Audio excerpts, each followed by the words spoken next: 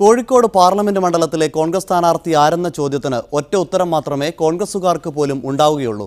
Sitting M P M K Raghavan തന്നെ UDF-നായി തേര് തെളിക്കുമെന്ന് ഉറപ്പായിരിക്കെ ഒരിക്കൽ കൈവിട്ട തട്ടകം തിരികെ പിടിക്കാൻ PA മുഹമ്മദ് റിയാസിനെ രംഗത്തിറക്കാനാണ് CPM-ന്റെ ആലോചനകൾ.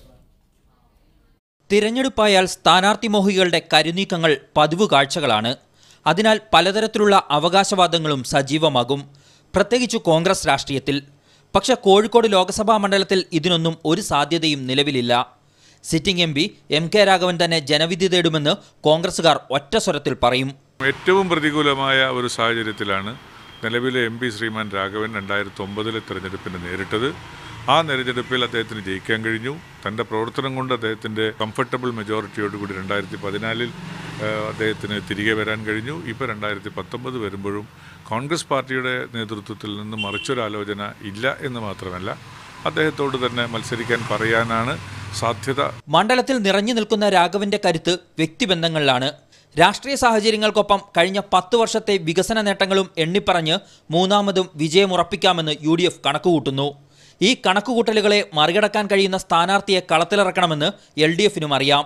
നിലവിൽ DYFI അഖിലേന്ത്യാ പ്രസിഡന്റ് PA മുഹമ്മദ് റിയാസിനാണ് മുൻതൂക്കം. ന്യൂനപക്ഷ വോട്ടുകൾ ഇതിലൂടെ സമാഹരിക്കാനാകുമെന്നാണ് LDF കണക്കുകൂട്ടൽ. യുവാവെന്ന പരിഗണനയ്ക്കൊപ്പം മണ്ഡലത്തിലെ വേരുകളും റിയാസിന് അനുകൂലമാണ്. പ്രദീപ് കുമാറിന്റെ പേരും ചർച്ചകളിൽ ഉയർന്നു വരുന്നുണ്ടെങ്കിലും MLA സ്ഥാനം രാജിവെച്ചുള്ള നീക്കങ്ങൾ വേണ്ടെന്ന നിലപാടും ശക്തമാണ്.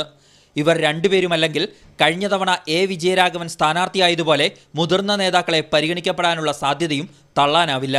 പഴയകാല അനുഭവങ്ങൾ കൂടി വെച്ചുകൊണ്ടായിരിക്കുമല്ലോ ഇത് തിരിച്ചുപിടിക്കാനുള്ള പ്രവർത്തനങ്ങൾക്ക് CPM-ഉം ഇടതുപക്ഷ ജനാധിപത്യ മുന്നണിയും മുന്നിട്ടിറങ്ങുക.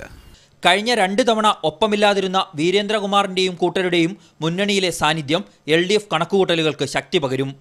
കാര്യമായ പ്രതീക്ഷകളില്ലാത്ത മണ്ഡലത്തിൽ KP ശ്രീശൻ, പ്രകാശ് ബാബു തുടങ്ങിയ പേരുകളാണ് BJP പരിഗണനയിൽ. രാഷ്ട്രീയത്തിനതീതമായി സിറ്റിംഗ് MPക്കും മണ്ഡലത്തിലുള്ള വ്യക്തിബന്ധങ്ങളാണ് തിരഞ്ഞെടുപ്പ് ഗോതയിൽ കോഴിക്കോട്ടെ UDF-ന്റെ കരുത്ത്.